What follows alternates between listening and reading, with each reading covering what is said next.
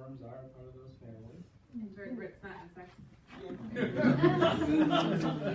Meanwhile, I don't know anything about bugs, but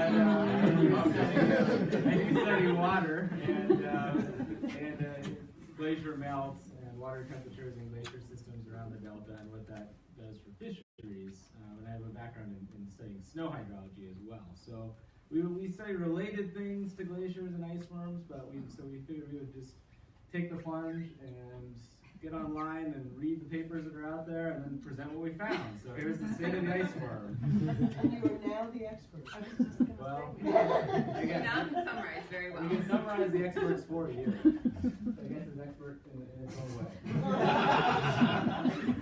So one of the interesting things when we started looking into this were all the rumors that are out there. So some of these rumors can actually be cited back to Cordova. These rumors include the fact that iceworms make glaciers blue, or they can grow up to 50 feet, and you can find them on any snowy mountaintop. So unfortunately, those are all false. But some true points you guys might have heard are that iceworms are the largest animal to thrive at freezing temperatures, and their scientific name means sun avoiding. And we'll come back to that whole sun avoiding thing. So they're not 50 feet, they're actually tiny. They are on average about 1/4 of an inch long, and they are very thin. So you can see in that top picture, the penny and the 2 iceworms right next to it. So people actually describe iceworms as like black threads on the snow. So they, as Luca said, they are part of an invertebrate, not insect. They are the subclass of oligochaetes, which are segmented worms. So these are things like earthworms and aquatic worms. So I mean, if you guys are familiar with earthworms, know that there's not many external characteristics to a segmented worm. They are long, so tube-shaped, and they have segments. So if you look underneath the scope, though, you would actually notice that they do have a mouth pore. They're able to eat food. And that they have what are called setae, or short hairs. And these hairs are found all over their body. There's a larger concentration of the hairs on the bottom of the worm. So this kind of helps the worm move through its environment. So where exactly do they live? We know that they can't be found on any snowy mountaintop. Well, they're actually only found in established glaciers. So the reason they're only found in established glaciers is because they have to have freezing temperatures to survive. There's many animals out there that can survive at freezing temperatures, but iceworms need freezing temperatures to survive. Anything less than 19 degrees Fahrenheit, they freeze to death. Anything more than 42 degrees Fahrenheit, they actually disintegrate. They melt. So they're only found in established glaciers, which means that they're actually kind of a good cue that there's a glacier there. So if you're walking on a snowpack and there's a bunch of iceworms, you can feel pretty confident to say that there is a glacier underneath that snowpack. Now, they do wander a little bit off the snowpack. They have found them up to 100 feet off the sides of glaciers, which doesn't seem like that far of a distance to you and me, but 1/4 of an inch, they wander pretty far for themselves. But after about 100 feet off the side of the glacier, they did not find any iceworms. So they know that they are very tied to the glacier itself. And then when it's in the glacier, it actually moves in the snowpack and the glacial ice. They have found iceworms up to 6 feet beneath the ice surface, and that doesn't mean that they can't go deeper, just means that scientists haven't found them deeper. All right, so for this crowd, I'm sure a quick refresher on the glaciers themselves. We kind of take glaciers for granted in Cordova. The Chugach Range is one of the most heavily glaciated mountain ranges in the world, and so we're surrounded by these beautiful ice fields.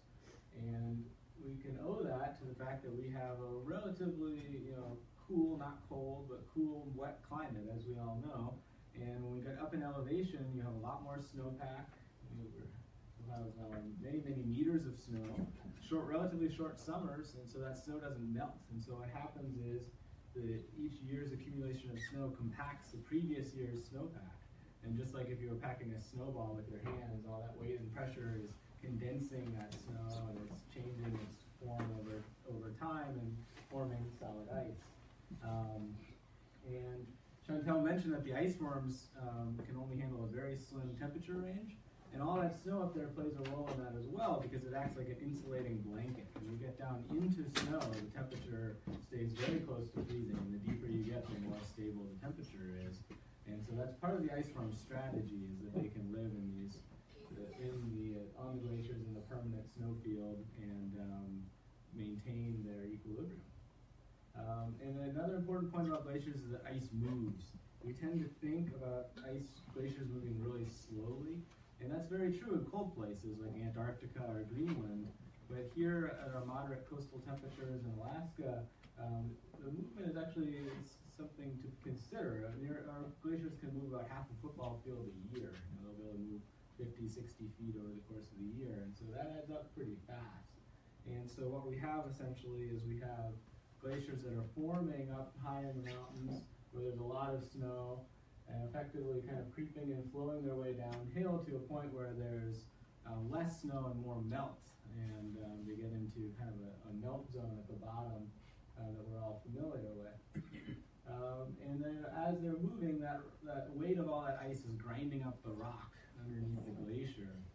And that's why our glacier rivers have that nice turbid color to them, and that's what forms those beautiful V-shaped valleys over long periods of time that we see around our area as well.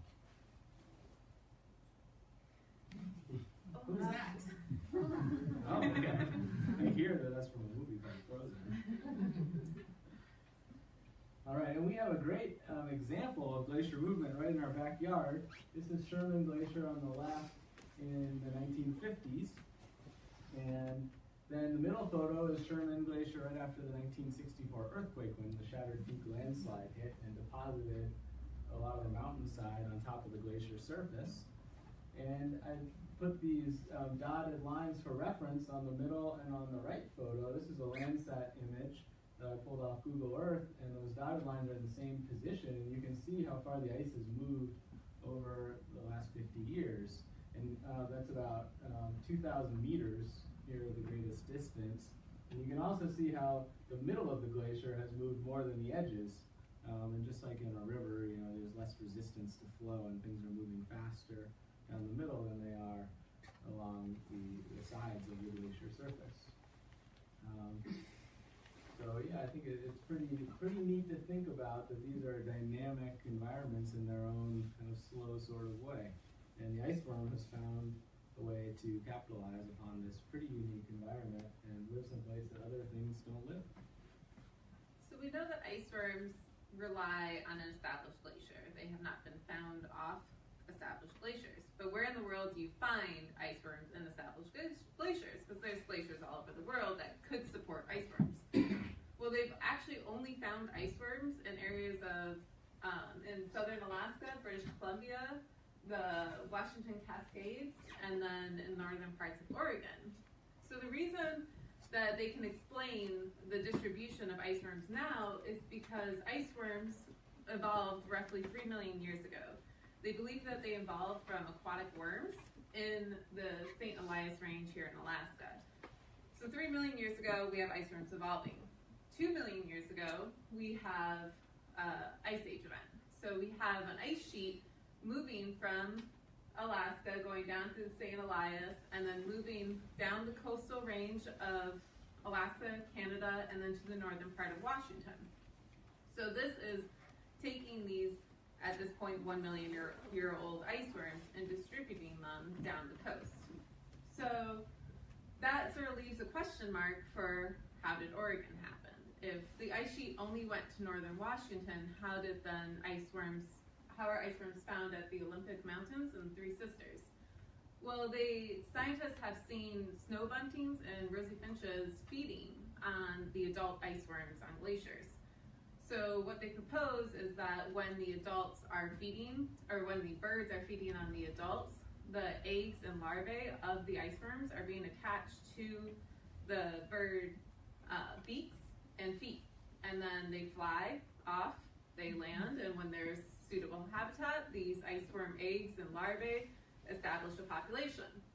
Now, of course, these birds have probably flown and landed on other glaciers that would create suitable habitat. But as of right now, scientists aren't very sure why they're only found in the northern parts of Oregon. So that's sort of a question that's still being looked into. I just realized we have a mistake on our slide. The Olympics are in Washington, but anyway, for the Oregon Cascades, it holds that they traveled on flights of birds. You were just testing us. Just testing. Yeah. No, Nobody raised their hand to correct us. Make sure you guys are paying attention. So another interesting thing about the physical structure of glaciers is that there's a lot of water moving, liquid water moving throughout the glacier surface. You can have ponding on top, and then you can have essentially a whole drainage network through the glacier where you have water flowing through the glacier and coming out the bottom. And so you do have a lot of, also crevasses that form when the ice is deformed by the difference in the bottom, and the glacier moving over obstructions or stretching or being bent in different ways. And so you have a lot of space in there, voids that the iceworms can take advantage of. And then also on the surface you have standing water, and like Chantel said, they evolved from aquatic invertebrates. And so they cling to that history a little bit, which Chantel will explain in a minute. But this also explains a little bit of the kind of hydrology of how this water is working its way through the glacier and out into our glacier rivers, which is a big source of discharge from the state of Alaska. These glaciers are disproportionately producing water compared to other parts of our landscape. So as Luca said, the water is making paths in the glacier, which the iceworm takes full advantage of. It takes advantage of it in two ways. One, in how it moves in the glacier, and two, how it gets its food source. So iceworms eat snow algae, pollen grains, and bacteria. And if you remember, I said that iceworms have a mouth pore, so they just scoot along and take in snow and ice, and then when the snow and ice hits the gut, that passes through, and the algae and the bacteria and the pollen grains is all broken down for energy. So when they travel through the snow and ice, those hairs come into play, the setae that we talked about on the bottom of the iceworm. So if you picture the segmented worm, a bunch of stiff hairs along the sides and bottom, the worm is able to kind of stick those hairs into the ice crystals and snow crystals and then just sort of pull itself, release the hairs, stick, pull, and that's how it'll move forward. Can you show that again? Okay. That'll help. Another thing that scientists think might help is a mysterious head pore. So with the mouth pore, there's actually another hole in the iceworm head. They're not sure exactly what this is for, but their best guess is that it releases a solution, and the solution helps kind of melt a pathway in the ice, and this would make moving in ice a little easier for the iceworms. So this doesn't seem like that fast, but iceworms have been tracked to move at 10 feet an hour on top of the snow. Keeping in mind that they're a quarter inch long, I feel like that's pretty good movement. Yeah, but they don't know how fast or slow they move in the ice. So again, another little mystery. So in the beginning, I said that their scientific name means sun avoiding. And so talked about the temperature and how they have that happy temperature range of not freezing to death and not melting. The sun avoiding comes into play there for keeping temperature down, so they're going to avoid the sun to avoid higher temperatures. But they also avoid the sun because of the high wave radiation that would damage the iceworm. And so Luca mentioned those ponds that can form on top of the glacier. And the water actually protects the iceworms from this radiation. So they've actually been found feeding in the ponds because the ponds are still within their happy temperature range, around freezing, but just a little higher. And there's a lot of algae and a lot of pollen grain that gets washed through those moving streams of the glacier and on these ponds. So they actually attach their posterior end to ice, and they wave their head in the water column, and that's how they collect all the food that's floating around in there. So in the summertime, you can find them after dusk on top of the snow feeding, or in those little rivers or glacial ponds feeding. But in wintertime, you would think, oh, sun inviting, they must love the winter. But due to it being colder, so they can't be exposed to anything lower than 19 degrees Fahrenheit. So because of that, Luca mentioned earlier how the snowpack on top of the glaciers insulates the glacier and keeps it at a happy 0 degrees or 32 degrees around freezing. The iceworms will stay in the glacier, and they will not come up to the snowpack in wintertime because it's too cold up on top of the snowpack. So they will move through the ice and feed on bacteria and pollen that's been trapped in the moving ice over the years. I think this is a cool little tidbit here about 800 iceworms in a square meter. Some of those glaciers down in Oregon and Washington, there are literally billions of iceworms on a single patch of glacier. They can be very prolific, and besides a few birds that eat them, they have very few predators, and they can just live a happy iceworm life up there. They're so specially adapted, and as long as they have that glacier ice, the living is easy for the iceworms. So I've mentioned a lot. Well, they don't really know that, or they're still looking into that. Iceworms are still a mystery to the scientific community. There has been a lot more research as of late, but they still don't know how long iceworms live or how they reproduce. They have yet to find an iceworm egg, so they don't know how or where they reproduce. And then one of the really interesting points is how and why they thrive at freezing temperatures. And that has been looked into a lot over the years. So the reason that this has been looked into is because of the fact that they thrive at freezing temperatures. We all know that animals can survive freezing temperatures. Insects and frogs can freeze over and then miraculously come back to life after it thaws, right?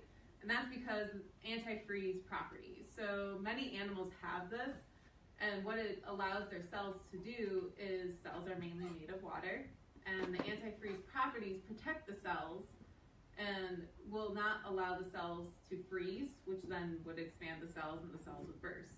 So animals that can survive icy conditions like that, they usually have antifreeze properties. But the iceworm kind of takes it to a whole new level, because unlike just surviving those freezing temperatures, it needs those freezing temperatures to survive. So they looked at the iceworm antifreeze properties, and what they found was that for most animals, when we get into cold environments, we'll become a little sluggish, our metabolism and energy will decrease. Well, the iceworm, it actually increases. And the metabolism increases and their energy increases. So that's actually when they have the most movement, is around freezing temperatures. Then the other interesting thing that they found was that they had a symbiotic relationship with bacteria. And this was actually a new strain of bacteria that has not been found anywhere else except the iceworm gut. And this bacteria, the whole bonus of it is that it breaks down snow algae. So an earthworm would have a really hard time digesting that algae because it's just a little too rough for the gut to break down. But that bacteria that lives in the iceworm gut helps break down that algae. So it opens up a whole new food resource for this animal. And then the bacteria get like a fun free ride in the gut where it's kind of warm and they get food. So the scientists have been really interested in this thriving at freezing temperatures thing because there could be medical and also exploration of different planets playing into the game here. So we have medical foundations funding research into iceworms currently to see what exactly makes them thrive at these temperatures, and then can we use that to extend the viability of organs for transplant? Can we use that to protect people against frostbite?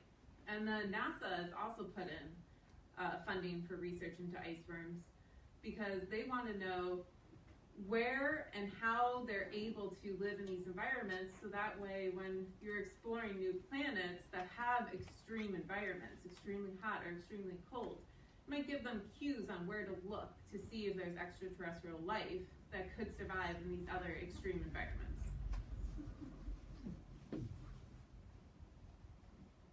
Right, and of course the glacier habitat that ice worms depend on is changing rather rapidly. There's roughly 150,000 glaciers on Earth today, and just about all of them the ones they've looked at have been found to be retreating, and they're assuming that most of the other glaciers are as well.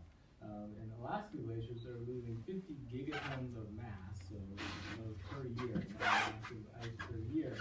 It's less than enough water of kind of a net loss of enough water to fill 20 million Olympic-sized swimming pools. And that's the difference between what's being regained every year in snowpack and what's being lost every year in melt. That's kind of the net change over time. And so especially at the southern end of their range, where there's smaller mountain glaciers, the Oregon mountains and the Washington mountains, the ice worm habitat is shrinking fairly rapidly. And so we're seeing some of these changes, and they're actually using ice worms, since ice worms are glacier dependent, to help delineate the edges of glaciers and identify where they still are in those mountains down south. Here's the Volcana Glacier on this map. On the left here, from up the Copper River, and there's this light blue line here that shows the 1974 extent, and then here was the extent in 2013. This is one of two benchmark glaciers in Alaska. Both benchmark glaciers in the state or in our area. One's Wolverine Glacier in western Prince William Sound, and then the Volcana, and they have about 50 years of data at both of these sites where USGS is tracking changes. So there's one example of how glaciers are changing near here. And then Scott Glacier is another really interesting one to look at because it's land terminating. The glaciers that terminate into water, like Sheridan Lake, or into tidewater glaciers in the Sound, the extent of the glacier is heavily affected by what's happening with the water at the glacier face and at the terminus, and so it's not a very clean signature if you're interested in looking at how climate is affecting your glaciers. These land terminating ones like Scott are a much better case if you're interested in kind of the average condition of how climate is affecting glaciers, because it terminates on land and eliminating all those variables. And Scott Glacier is losing about 3/4 of a meter of mass a year on average, but down in the lower part of the glacier, you're losing about 5 feet of thickness of ice every year. And you can see that if you go up there, that you're getting more of an exposed line of rock on the side of the glacier. The footprint, interestingly, isn't the area of the glacier is changing very slowly at this point. It's the thickness where you're really seeing the change, not the overall extent. And so that's what we have on ice worms and glaciers, state of ice worms and glaciers. So yeah, thank you for being a great audience. And if you have any additional questions, what's that? Oh yeah, I feel like you're paying attention, please. Yeah, so thank you guys. And if you have any questions or comments, or anyone has any ice worm stories to share, do you actually see one that was 50 feet long someday and want to correct us, let us know.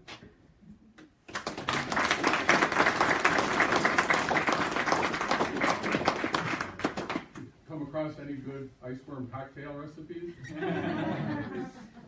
I did not, but I might have avoided maybe a little bit. Oh, okay. That would have helped us prepare for this talk. It could have, yeah. Yeah, 2 questions. We'll just do one for right now. You were talking about Wolverine Glacier and the Volcano being 2 indicated glaciers, but what about Bering Glacier? I think about that as one of the best understood research glaciers. There's been a lot of study on Bering Glacier. It's a surge-prone glacier, and so there were big research camps down there for a long time. But as far as the continuous data series, they have the longest records of Wolverine and Volcano. They go back more than 50 years. And there are some of the better studied glaciers in North America. There's a lot of glaciers, there are glaciers in the Alps that have been studied for much longer, of course. But for Alaska records, those are the continuous records of mass balance. Anyway. Yeah, there's been neat stuff done elsewhere. Have you found ice worms on Sherman and Scott glaciers? Or Childs? I don't know if they're there. Yeah. Now we want to go look. But yeah, has anyone here been up and seen ice worms in those glaciers? We got to start a exploratory party. I think the key would be to get up there up on the surface in the summer when they're look out around low light when they're most likely to be up. They said you could also find them in places that are consistently shadowed.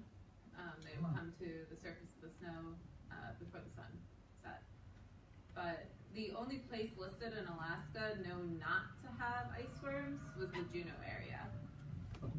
Yeah, which is interesting. Yeah, there's a little hole in the ice worms there. They're not exactly sure why. That's not like politics. Yeah, They don't like politics.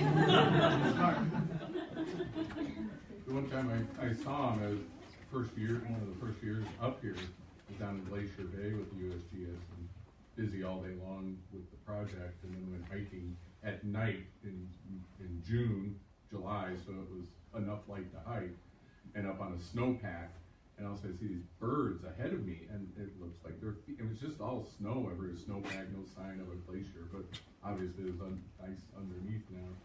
But I get up to where the birds were, I just wasn't seeing anything, and here they are hopping ahead of me, looks like they're feeding, so I finally dig out headlamp, and I get down on my hands and knees, and I was just blown away. They weren't quite that many hundred per square meter, but they were just everywhere where these birds were feeding. So maybe if you get up in the summer on these snowpacks, watch for the birds feeding might be the signal. And those algae blooms, keep an eye in the summer. I know Valdez glaciers get the pink and red glow from these algae blooms, and boy, that's just great places for looking, I would suspect too. There'd be lots of food for them. I guess that algae bloom in Europe is blue, but they don't have ice worms.